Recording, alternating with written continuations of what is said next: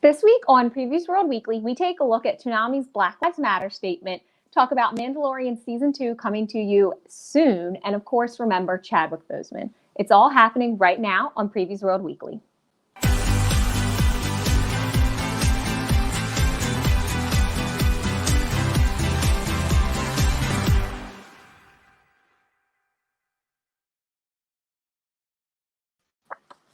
What's up, Previews World? It's Wednesday. It's New Comic Book Day, which means it's time for Previews World Weekly. I'm one of your hosts, Troy Jeffrey Allen. I'm your other host, Ashton Greenwood, aka the Duchess of Free Comic Book Day, and we are officially in the second to last week of Free Comic Book Summer. Okay, I know, right? I like this. I don't know about you, Ashton, but I mean, you probably don't love it as much as I do because you have to promote it every single week, day in and day out, and field questions about why some comic shops are carrying comic books. But I like this idea. I like the whole thing of every week you go into your local comic shop and you can get some free stuff and then hopefully pick up some new stuff. I think that's actually pretty decent.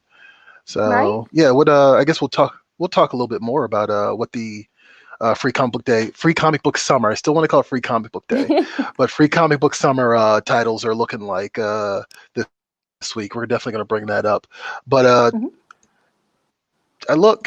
hey, Chadwick Boseman passed away, and that was really weird and very sudden. And seems like from everything I've heard, a lot of his family members already knew about this. Definitely his wife. But he had colon cancer for the last several years. No one knew it, and everybody said this already. That's nuts, isn't that insane? I mean, the fact you take that and you realize that he has been in the MCU since he found out that he had cancer, and he just has been they ended up making one of the highest grossing films of all time, and now he's gone. And I think that my dad actually randomly kind of texted me and equated this to James Dean actually passing away in his prime, and I'd say I could totally see that. This is going to leave an impact, and I'm not just talking about how we're going to cast the Black Panther. I'm not even really concerned about that right now. I just think that him as a person and him as a performer is going to have some lasting effect on how we perceive black actors in Hollywood. So I think that's really awesome. I don't know if you want to say anything about this, Ashton, before we move on, because we are going to talk more about this later. But sure. No, I've been completely beside myself with the remarkable strength that he had to be able to film movies for years in between cancer treatments and to never come off as sick or weak in any way. That is completely amazing. Yeah. And it really is. I saw some people were kind of her pointing out that people were making fun of him because of all his rapid weight loss in the last year or whatever like that. But it just kind of puts in perspective, I think, two very important things is when it comes to people on the internet, you're only seeing one aspect of their life, and we should always kind of take what we're getting from them with a grain of salt. But also, he did things in a very he handled this in the most dignified way. And who knows? Truthfully, would they have made him Black Panther in the Marvel universe? They had known this about him if they couldn't get an investment on him for the next several years. You know what I mean? So it's just kind of amazing. It's kind of wild. And for the most part, I've seen a lot of tributes that are either, some of them a little eye rolly. I will admit. Sure. They make me roll my eyes a little bit. But there was one by Michael B. Jordan. He posted something about Chadwick Boseman, and I'm not. Yeah, with that sound you just made, Ashton. That was me after I read it, because he kind of outlined they had known each other since they were teenagers. They were both kid actors. They came up on soap operas together. So them being in Black Panther was was probably circumstantial, but it also was just kind of a meeting of two friends for once again after years of knowing each other. And just the way he described him is just that's the post. I was just your reaction, Ashton, was my reaction after I read it. I was that's brutal, man. The repetition of "I wish there was more time." I was like, "Oh my god!" Because you get the impression that that's someone talking about a brother, not just a coworker. Not just a coworker, right? Yeah. It's amazing. Yeah. So Yeah, I mean, I know a lot of people are going to talk about this, and we're going to bring it up a little bit later because we have like a little social swamp that kind of circles around it. But Yeah. I just wanted to point that out. I thought that was cool. Let's go into happy stuff. Ashton, you got something to tell people that I think they I already got know by something to now, but tell we should people. definitely talk about it. If you've bothered Yeah, me what's on going on? social media at all today, you already know this. But Yeah, Mandalorian season 2 is dropping on Disney Plus yeah, October 30th. yes, absolutely. I'm down, I'm and you know how so hype. and you know how much of a naysayer I am when it comes to Star Wars these days. But Yeah, I know. I yeah, saw you on Twitter like 2 hours ago talking smack about The Force Awakens. and you know what? And I stand by all those statements. I No, don't I know care. you do. That's okay. No, Ash and I are just hot take each other to death. But when we used to work in the office, we used to hot take each other to death about Star Wars, and then in the process, I think Lance, who sits across of us, would take it on the chin. But I'm pretty certain after a while, we made Carrie want to pull out her hair. Oh, yeah. Ooh. You know what? I'm not sorry that she liked The Last Jedi. That's her problem. God bless. God bless. But yeah, so I'm looking forward to that. I'm definitely looking forward to Rosario Dawson as Ahsoka. I'm curious how Oh that's my going to work God, out, yes. and yeah, it's gonna be a fun ride. I'm definitely down for that. And yeah, awesome for them for filming it early before all this everything went to crap. Yeah, for real. The entire world just like got locked down. So yeah, props to them. Also, this past week, I saw this really great promo by Toonami, and it actually kind of floored me because I've been on this anime kick lately, particularly Mhm. Toonami anime that like I didn't get a chance to watch when it was originally airing, like Big O. So I'm kind of revisiting that Okay. stuff, kind of like just kind of randomly now. Um, and Toonami goes to this Black Lives Matter like promo, and they normally do these Mhm. things called what they call like little bumps that bookend part of the programming on Toonami on Cartoon Network with the little space dude whose name I can't remember right now. I'm totally blanking. Right. But little space dude made this statement Mhm. about Black Lives Matter, and it was cool because it kind of talked about the stories and the morals and the messaging of anime and the Cartoon Network programming itself. And I'm a big sucker for that because Mhm. I'm always down for what the creator is trying to say. That's like the number one thing I care about over, is this character that I've been following for X amount of years or anything like that. What is the creator trying to say? And I just love the fact that they pinpointed that particular thing and just kind of like leaned into it. Like all this anime you're watching, all these Mhm. animated shows you're watching, they're telling you something about the world. Right. And you should embrace that, but also don't just consume it to consume it. Like absorb the message. And that's everything right there. That's absolutely everything for me. Mhm. Like I just love that. And I just typically I'm like, oh great, corporations making a statement about real world things. It makes me feel kind of itchy for some reason. But in this Yeah. case, I thought they did a really good job. So absolutely. One other thing that happened oh yeah, here you go. Marike. I love Toonami even more now. Yeah, that was right. It's Tom. That's right. It's Tom. Tom. The robot dude is Tom. Ah, There gotcha. you go. Thank you, Marike. Um, one other thing that happened this week that I thought was pretty wild is New Mutants came out. Finally. Did it? Okay. I mean, I guess it's like if a tree falls in the woods type of thing, right? Like if a movie comes out in theaters and no one can go to theaters, did it really come out? This was not even on my radar until 2 days ago. You were like, so New Mutants came out, and I was like, I didn't even know they were still doing that. Yeah, yep, yep, yep, yep. And it's plenty of speculation about why it dropped and when it dropped, for what reason. I don't. So you're not even Well, interested. You're I not feel even like interested in they watching picked a this. date like completely at random. They were just like, all right, now. Like it doesn't make sense to me. I mean, I think that something could be said for releasing it. Look. I pretty much feel like when Disney absorbed Fox, they already counted their losses, right? Sure. So, and New Mutants was definitely probably going to be a loss. So they were like, let's just drop it now and let people just eat it up or eviscerate it. And people are eviscerating it. Oh And no. Oh no. and the way I am, it makes me want to watch it even more. So I'm probably going to not pay for it and watch it, but I will watch it. But anyway, Bob McLeod, one of the New Mutants creators, he was actually one of the earlier creators on New Mutants with Chris Claremont. Had some choice words to say about the movie, but like number one of all, which has been a lot of people's complaints, is that they, colorism is a weird thing, and it's so weird, and it's like it's this depending on who you ask, there's some very nuanced opinions about it. But one of the characters in New Mutants is Roberto, and he's a dark-skinned Brazilian, and they cast a light-skinned, I don't even think he's Brazilian, actor to play the character, and that kind of caused a bit of a stir before the movie. And now that the movie's out, people are discovering all sorts of other problematic things about the film.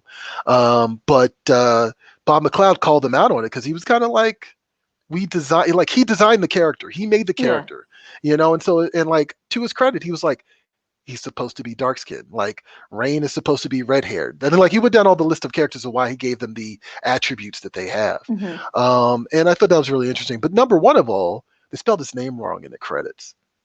They spelled the dude's name wrong in the credits. Like, when, like, the end, when it says, like, I mean, already it's at the end probably, and it probably just says New Mutants created by blah blah blah, Chris Claremont and Bob McLeod. But on top of that, they spelled his name wrong. So it's like, oof, damn. I mean, like, I don't think it matters that much. Like, I know you said yesterday that you don't think it's a big deal. I think it's a big deal. I totally think it's a big deal. Why don't you think it's a big deal? Because he has already made it clear that he's not interested in being affiliated with the movie because they muffed it. So it's like, what difference does it make? Like, they've obviously muffed it so much that they can't even spell your name right. If you're mad about all the other things and mad about this, like, it's all just the same. Who cares? Like, no, I think that's fair to say. But I think, so I think it's a chicken or egg thing. Like, he had to get to the point to not care, and he was making a statement that he doesn't care. So now he doesn't care. You know what I mean? Right. Like, yeah, I think that's really what it is. But as a creator, I'm like, look, these artists and writers don't get a lot of credit anyway. Sure. So it's just sort of like, to get your name in a movie, to even, like, is kind of a big deal. Like, I know friends who just got their name on IMDb because they had a credit and they were excited about it. So I can only imagine if you created something substantial that hasn't been recognized by Hollywood and finally is getting recognized by Hollywood. But yeah, it's like, oh geez. Actually, Johnny also reminded me Bill and Ted came out this week, which I have not watched. Did you watch it? No, but I desperately want to watch it. I'm very excited. All right. Apparently it's Keanu Reeves' birthday too, so there you go. Is it? Oh, it is. It's trending on Twitter because we stan. We stan. There you go. But you know what else today is, Ashton? New Comic Book Day. Correct. It is Wednesday. It's New Comic Book Day. So let's talk about some of the new releases that are out this week. Check it out.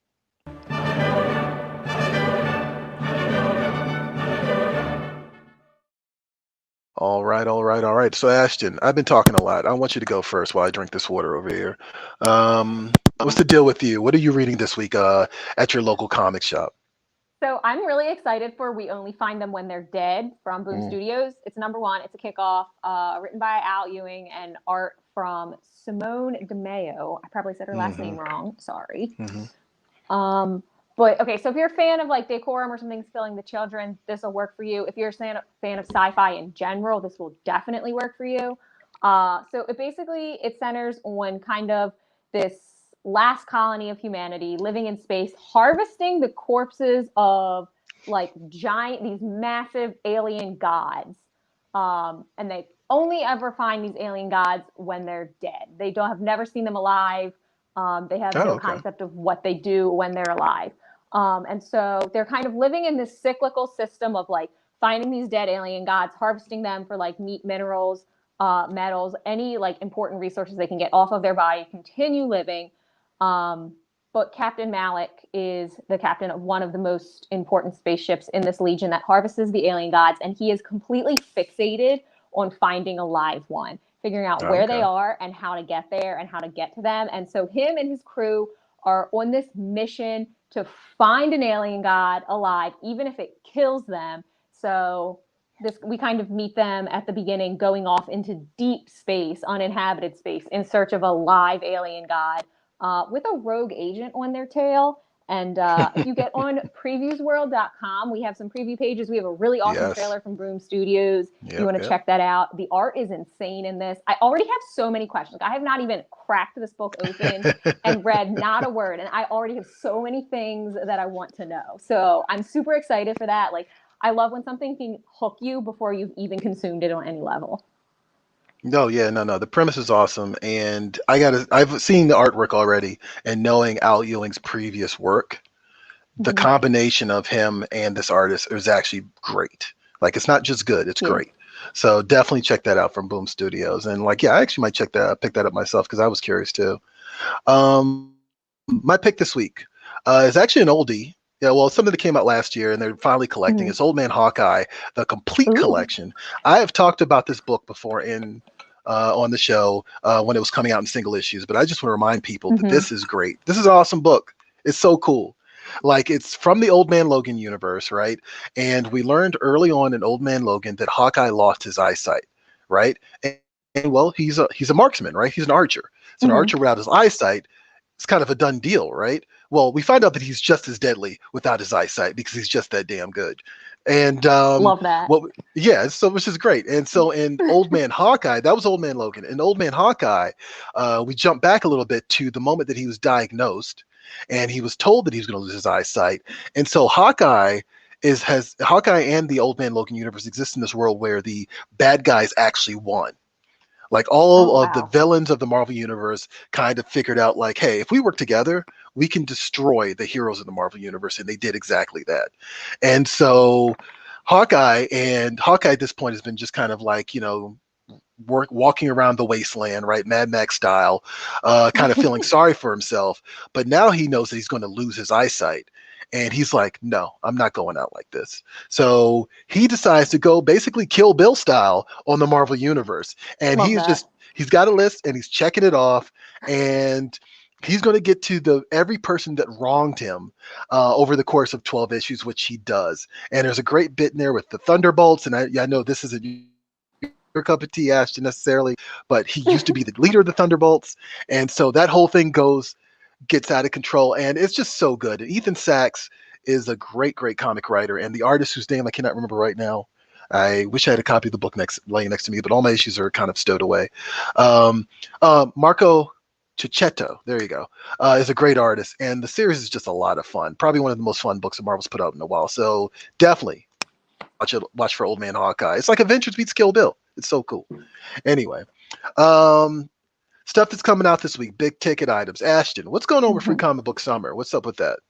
Okay, so you got 5 new comics hitting your shop this week. The 2 big ones are probably Mean Girls and Naruto, but also honorable mention to the Jack Kirby book. That's an autobiography on his entire life, written or drawn in this particular artist, Tom Scully. His art style is very close to Jack Kirby, so he's leaned into that for this, which is really cool. Yeah. Sorry, go ahead. No, go ahead. No, I was just gonna say, like, he's got like a bunch of like previous work that's like straight up just like Kirby-esque, and it's actually pretty cool. So yeah. It's really awesome. And I think there's some preview pages of this as well on the Free Comic Day website if you want to like take a look at it before you head out. It's very close. Like, I was very surprised when I saw the preview pages. Yeah.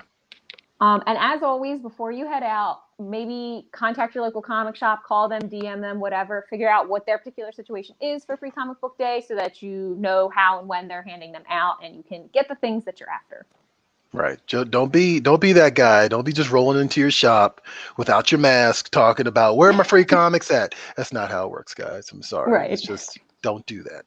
Like, call up ahead, save yourself the trouble. And if they're not participating, seriously, you should probably ask them what's their problem. Like, you should be participating. This is a good time to be doing this. I think this is actually needed at this particular moment in history. So what do we have? We got some big stuff dropping this week. Overstreet 50 is another big ticket item. And I want to point out, I've got an interview with Todd McFarlane tomorrow, a written interview where he breaks down this awesome cover. I've been saying awesome a lot, but today's an awesome day. Awesome cover to Spawn. With Spawn and Spider-Man on Overstreet 50. So yeah, definitely keep an eye on that for tomorrow, and keep an eye on the Overstreet Price Guide, the 50th anniversary edition, because it's in comic shops today. What else we got coming out this week? Grindle, Kentucky. Actually, I had an interview with these guys too. Hung out with Jeff McCombsey and Tommy Lee Edwards twice, actually. Did a written interview with them, and then during Mainframe Comic Con, I got to sit down with them and Axel Alonso and Peter Milligan to talk a little bit more about AWA Upshot, which is artists, writers and artisans. It's a new publisher, hitting the scene, hitting the shelves at your local comic shop. And Grindle, Kentucky, you know what? It's actually a retelling of Beowulf, I found out. Hence Grindle, Kentucky. So yeah, right? Isn't that kind of neat? So keep an eye on that, because actually that looks like it's going to be a lot of fun dropping this week. What else we got? Black Widow #1, Kelly Thompson is bringing Black Widow back, of course. There's a movie coming in November, so now's a good time to drop a new #1. Definitely check that out. That's actually got a great Adam Hughes cover, by the way. I love that cover. Firepower #3, Ashton's favorite book, is dropping this week. It's dropping this week.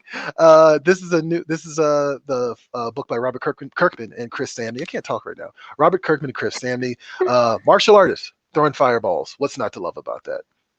What else we got? Lonely Receiver #1 is dropping from Aftershock Comics. They're becoming really good with they're becoming known for horror books. It didn't really start off that way, but now they're kind of like the House of Horror, which is actually pretty cool. So I think they found their niche. Yeah, I think you're right. 100% right on that. I think they kind of found their groove. So definitely check that out. Dragon Ball Super Volume 10. I know nothing about Dragon Ball. I just know that everybody loves it. And I don't know why it's Dragon Ball Super. I'm assuming this comes after Z. You could tell me anything and I'd be like, yeah, that sounds good. Yeah, I know next to nothing about Dragon Ball, but I know the world at large loves it. So definitely check that out. The Volume 10 is dropping this week. Also, this is actually pretty cool. Mortal Kombat Spawn. Yes. Spawn is meeting Spider-Man and Mortal Kombat in the same week. So look, he's an unlockable character in the Mortal Kombat games. And so they did this cool little action figure with McFarlane Toys, of course, to kind of commemorate that. So yeah, cool. Mortal Kombat Spawn, Wave 2. That's in comic shops this week. And something else that's big this week. Check out the new Time Lord Victorious crossover event. Part 1 and 2 are starting at your local comic shop before it moves on to television. So check this out. This is coming from Titan Comics.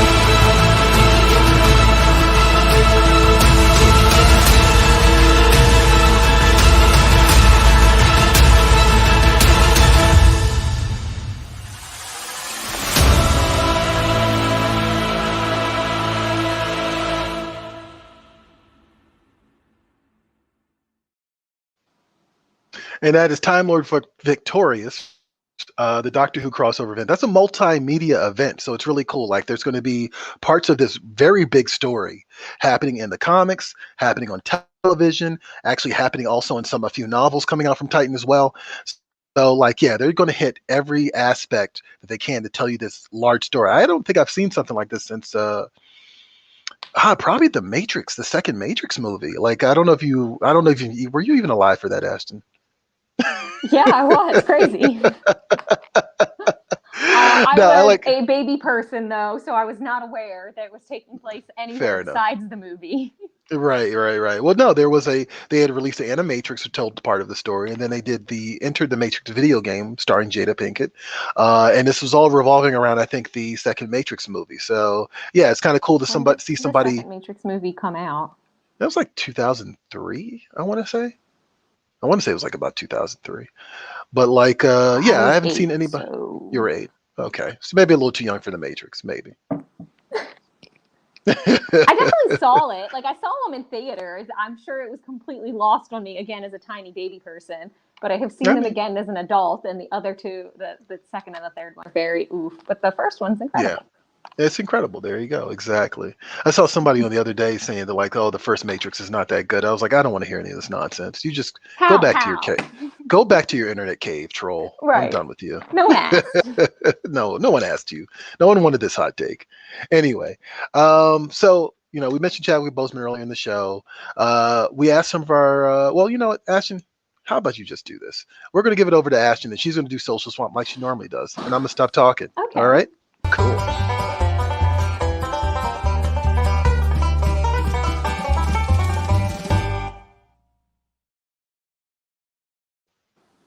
So, in an effort to remember Chadwick Boseman, we want to revisit some of our memories surrounding him and Black Panther. So, we asked you guys to tell us some of your favorite memories from experiencing Black Panther the movie for the first time and some of those things that stuck out to you. So, let's. Troy? Yeah. You actually never sent me the information on this. Oh no. Oh, solid. I just saw that. I was like, wait a minute. Oh, that's right. Okay, well that's fun. Well, we just goofed. So you guys just want to talk about Black Panther a little bit? Well, let me ask this. What's up? Let's put it out to our viewers right now. Let's have them tell us what some of their feelings were when they first saw Black Panther, or any other movies that Chadwick Boseman has been in, like Get On Up, 42. In fact, it was his role in 42, which is what convinced them to cast him for Black Panther in the first place. Right. Yeah. I remember reading that. I actually just watched Get On Up. That. Like, it actually, oddly enough, I read on the internet that you can come back, Johnny. You don't have to run away. I'm part of the show too. You're part of the show too. And now, right now you're saving our butts, so it's really good. Which you normally do, so it's fine. No, actually, when I found out the news that he had passed away, just kind of randomly, Get On Up was on. No, I'm sorry. The James Brown movie. Yeah, Get On Up was on. Was on Cinemax or something like that too. So we just kind of went to live TV and watched it because I'd never seen it before. Neither one of us had. So I hadn't either.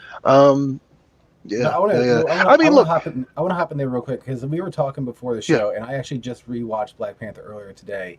And when I came to the first end credit scene, there's a line that T'Challa is giving as he's speaking in front of the UN, as Wakanda is basically coming out and announcing themselves to the world. It's like, we're going to become part of the global community.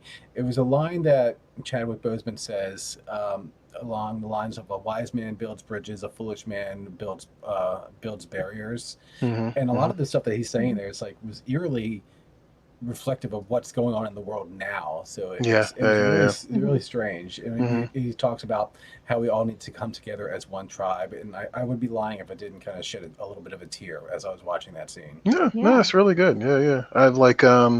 I've told some people this before. Actually, I did this when I did a review for PREVIEWSworld. I was talking about how the Black Panther movie and that entire phase of Marvel movies is really kind of about leaving the past behind and moving forward into something new and different, and kind of shaking off the rules of your ancestors. And actually, the Black Panther film is exactly that. I think people kind of miss the messaging. I've heard a few boneheads online being like, "Oh, Wakanda's so isolationist," and it's this is a book about a movie about nationalism and blah blah blah. And I'm like, yeah, but the whole thing is that was wrong. You know what I mean? That was wrong. That's the whole point of the story, is they've been doing it this way for so long.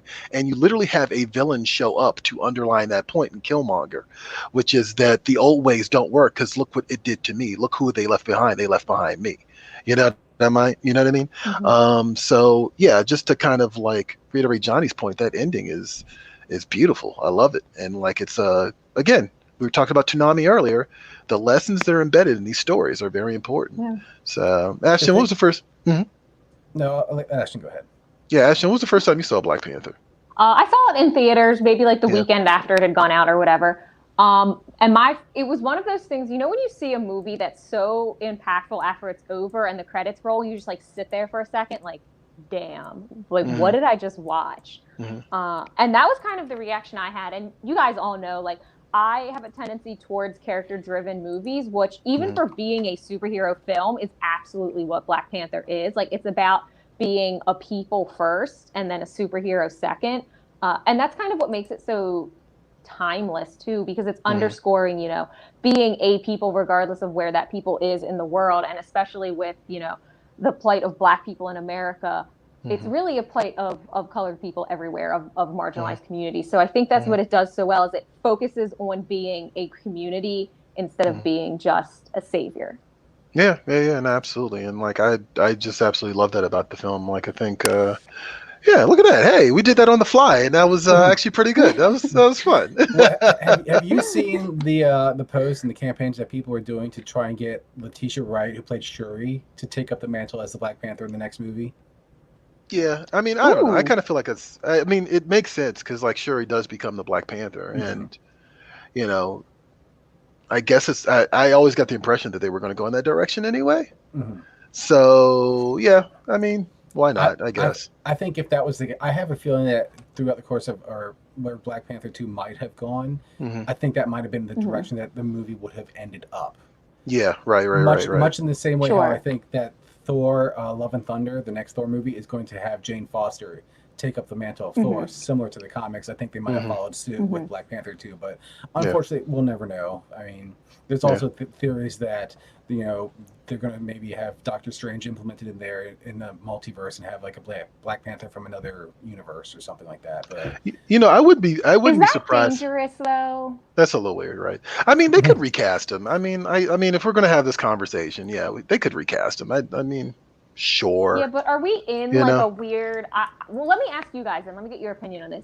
Are we have we entered an area where Black Panther kind of almost exists like Heath Ledger's Joker? Like, can you do it again? And if you do it again, like, can it ever stand on its own? I mean, we got Joaquin Phoenix out of the deal, so I think that's acceptable. Like, I mean, people need some time from it, but like, I think you can also kind of, with some distance, you could argue that like we need just as many we need more just as much a movie focused on T'Challa as we do Shuri, I guess I would argue. So to recast him, I wouldn't be opposed to it, but we'll see what happens. I always feel like Disney low-key is beta testing on Twitter, like they're like Disney just kind of like puts these rumors out into Twitter and then sees which one people just gobble up. And then they're like, okay, we'll do with that one. I was just talking about how I think they did that with Star Wars.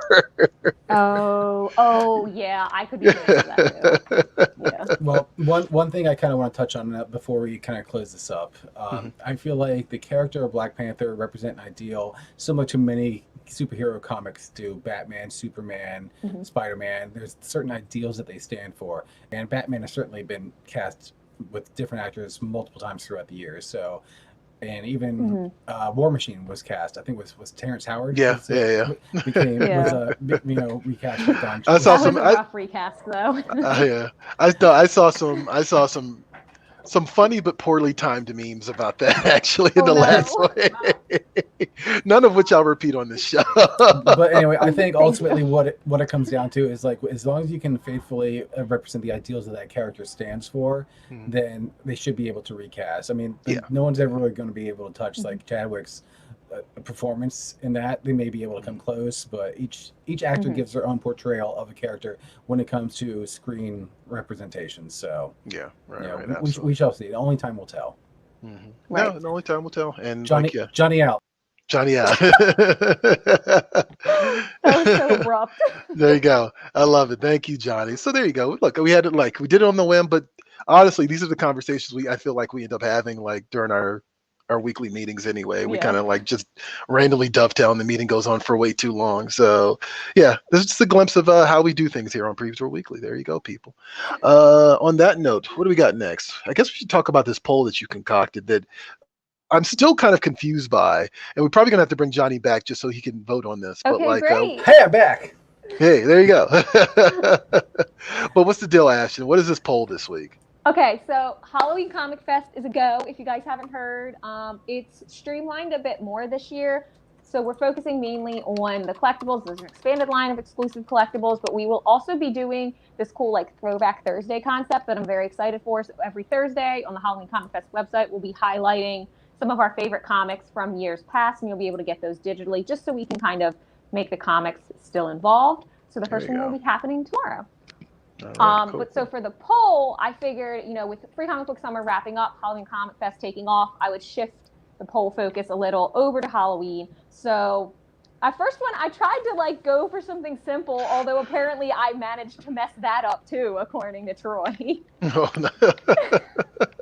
Well, actually, I've already voted, so I'm gonna let you like say what it is before you see what my vote was. Okay. Okay, so I asked everyone to weigh in on what their favorite Halloween comic was. I went for the big two. I pit Long Halloween against Marvel Zombies Halloween. I'm not sure why that was a weird choice, but it was. Okay. Apparently, we're all mad about the Long Halloween, which is also something I learned recently too. Anyway, Johnny, what'd you vote on? I picked the Long Halloween, which is currently running at 70% versus Marvel Zombies Halloween 30%. And let me give a little bit of a backstory on this. So I had gotten out of comics, reading comics for a long time, like many people do, and like many people, they come back to them.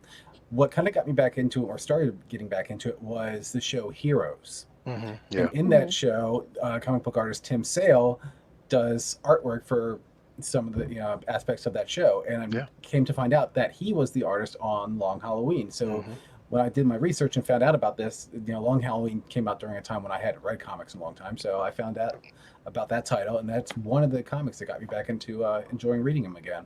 I actually have a little anecdotal story about this. Actually, my friend Zonti, who I've known since high school, actually, he would I used to work in a comic shop, and eventually he came into the comic shop just to kind of be like, what are you doing? What can I get for free? That sort of thing.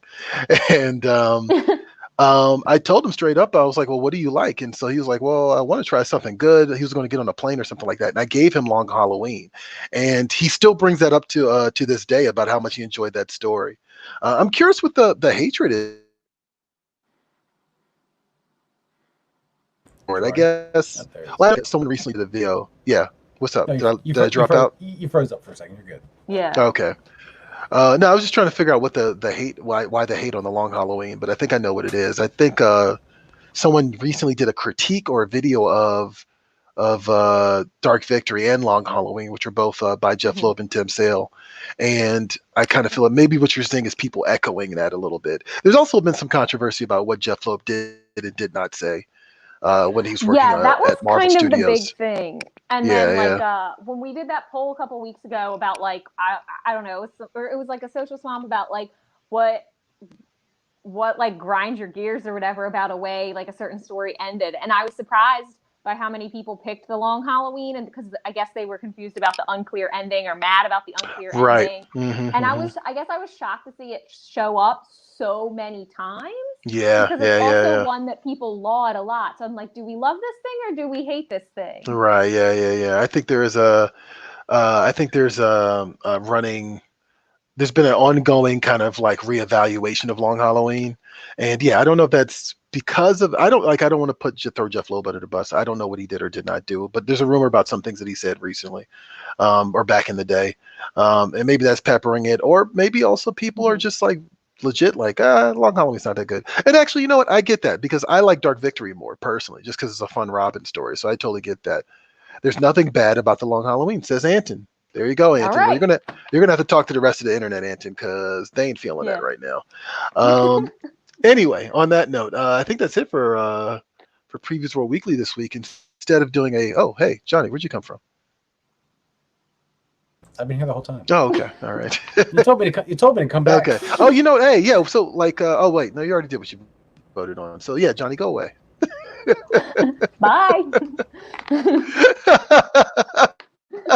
Oh, now I feel bad. That was so aggressive. Anyway, for Chadwick Boseman, because he passed away, we're not going to do our typical comic shop shout out to close out the show.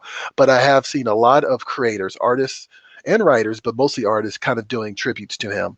And so we wanted to just kind of feature that at the end of the show. Some of your favorite comic book creators, just kind of like doing like a little commemorative social media post where they took a pen to paper and drew something out. This is actually a really good Rob Liefeld one, which is actually, I didn't know he could draw like that. That's actually pretty interesting. So what are we doing here? There's no more game night. You guys did the last ever game night yesterday. How did that feel, Ashton? It was weird, like, because we've been doing them for like 4 months. So the fact that we're like kind of done with those feels not real. It was it went out in ceremonious, disastrous fashion, which was perfect for us. Hey, I'm back again.